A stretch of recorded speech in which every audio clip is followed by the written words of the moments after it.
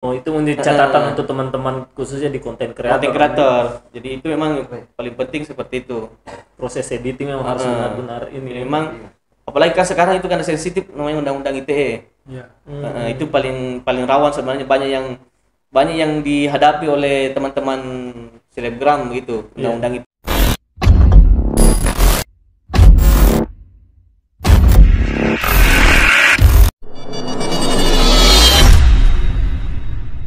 Nah, ini si klien itu. Oke Om. Tapi tadi Om apa namanya? Akhirnya Kliennya dia di disomasi, klien saya disomasi di Padang. di Padang. Wih, jauh juga Om. Jadi komunikasi saya lewat handphone saja. Itu bisa. Kebetulan ada teman juga yang menjembatani orang Kolaka.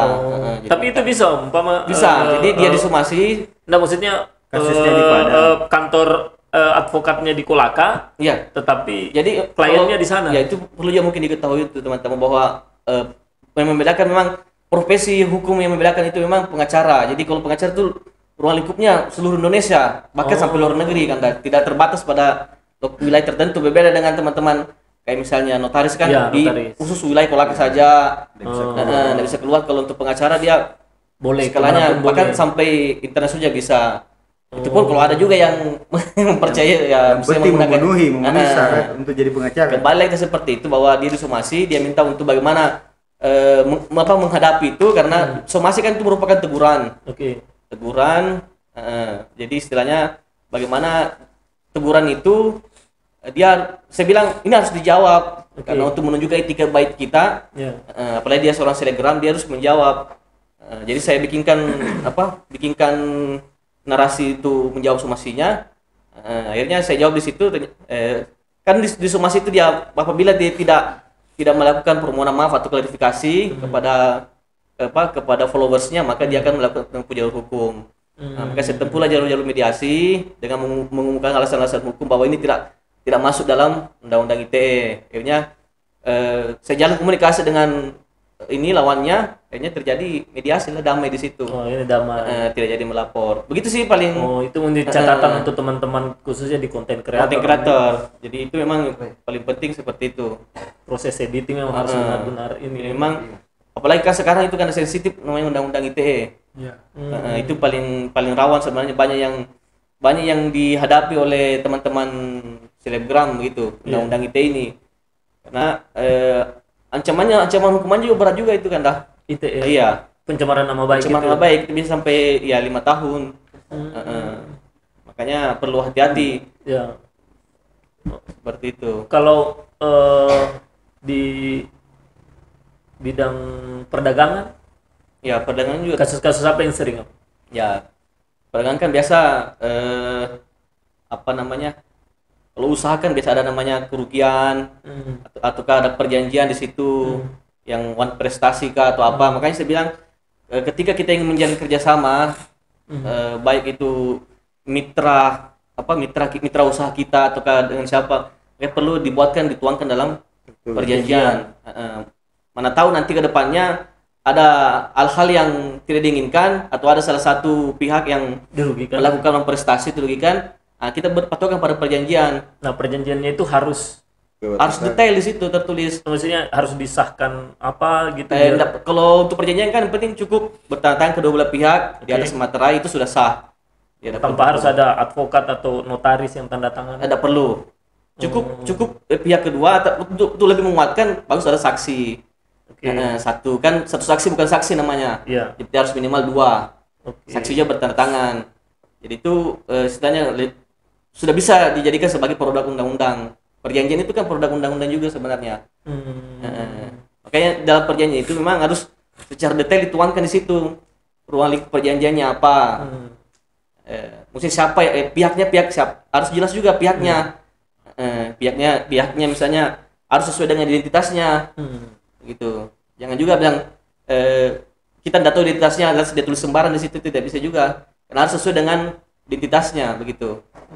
Ruang lingkupnya apa, jenis pekerjaannya apa, jenis kerjasamanya apa, nilainya apa, hak-hak dan kewajibannya apa, itu harus tertuang situ. Lama jangka perjanjiannya itu juga harus tertuang di situ. Ya kan kadang teman-teman Kayak begitu, pengusaha kan usaha. kadang karena dekat mungkin. Ya. Dekat, akhirnya ya sudahlah, nggak usah buat perjanjian. Ya. Tahu sama tahu saja. Ke depan baru menyesal. Sebenarnya secara lisan bisa sih sebenarnya kan Kak. Secara lisan.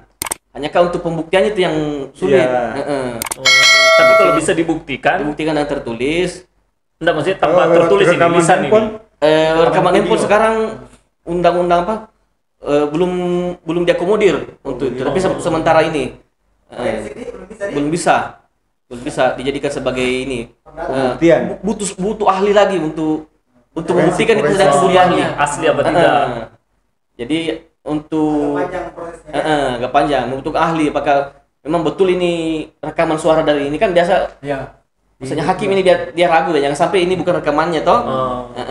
Kalau chat sama juga ya. Sama juga harus Kecuali ahli. video call. Jadi itu tadi kembali ke apa perjanjiannya dengan bukti-buktinya. Saya kalau melakukan pembayaran tentu harus ada kwitansi. Bukti bayarnya. Bayarnya apa, kwitansi supaya lebih menguatkan lagi. Oke. Seperti itu. Jadi lebih kuat perjanjian tertulis daripada chat dan lisan. Iya. Tapi kalau keduanya ada lebih bagus lagi. Misalnya ada perjanjian kemudian didukung dengan bukti Percakapan. bukti percakapan atau itu lebih iya. menguatkan lagi bukti screenshot atau apa dan lain-lain. Oke. Seperti itu kan Dak.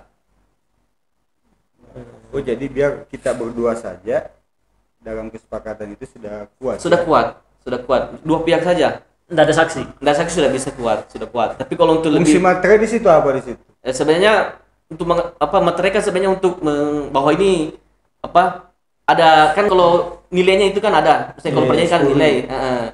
Jadi untuk memastikan bahwa ini bernilai makanya ditandai dengan materai. Memiliki kekuatan hukum yang sah begitu. Jadi menuangkan juga klausul-klausul dalam perjanjian juga itu yang penting. Jelas ya. Harus jelas juga. Iya. Karena ketika sudah ditandatangani, mau Dianggap- baca atau tidak, dianggap sudah baca. Dianggap sudah sah, dianggap sudah berlaku, sudah menjadi undang-undang. Sepakatan Nanti begitu. contoh kan kayak ini. Makanya kan kalau kami kan di perbankan pada saat akad kredit Ah, kan itu tuh banyak. kayak bagi tadi kan dah. Ya kan tanda Jadi tangan. biasa kan kayak misalnya untuk di perbankan biasa nasabah itu dia tidak melihat dulu langsung Ya, baca, begini baca. tanda tangan saja. Padahal dia tidak tahu bahwa contoh ya misalnya Ya. di dalam klausul itu menjebak dirinya begitu. Nah, tapi Makanya ketika mereka tanda tangan itu sudah Sudah, dianggap iya. sudah menyetujui dan sudah baca. menyetujui bahwa dia sudah tunduk pada perjanjian itu. Oke. Ya, ya. Makanya harus hati-hati membaca bahwa ternyata ini klausul ini menjebak untuk saya. Dan bisa ditanya, ada yang merugikan begitu, bisa dirubah. Iya. Sebelum ditandatangani, bisa dirubah. Iya, bisa. Sepanjang belum ditandatangani. Sepanjang belum ya. ditandatangani. Jadi memang dipertanyakan ini apa, maksudnya ini apa.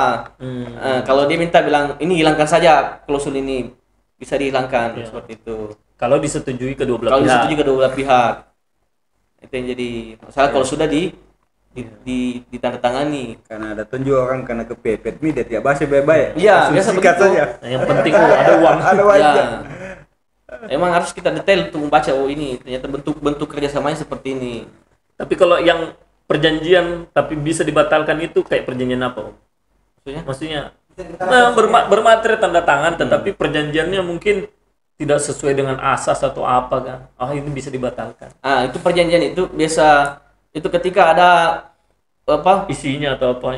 isi muatan situ yang ada kayak penipuan atau apa itu bisa tidak berlaku. Misalnya dalam perjanjian itu ternyata ini adalah bentuk penipuan atau apa itu bisa tidak berlaku itu. Karena ada unsur apa itikat tidak baiknya di dalam perjanjian. Seperti itu.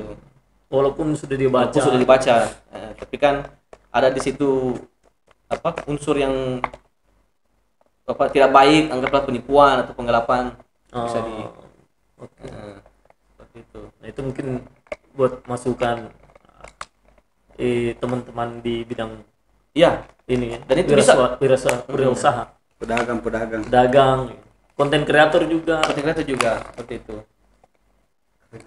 Karena memang penting ini ya. Penting, iya penting.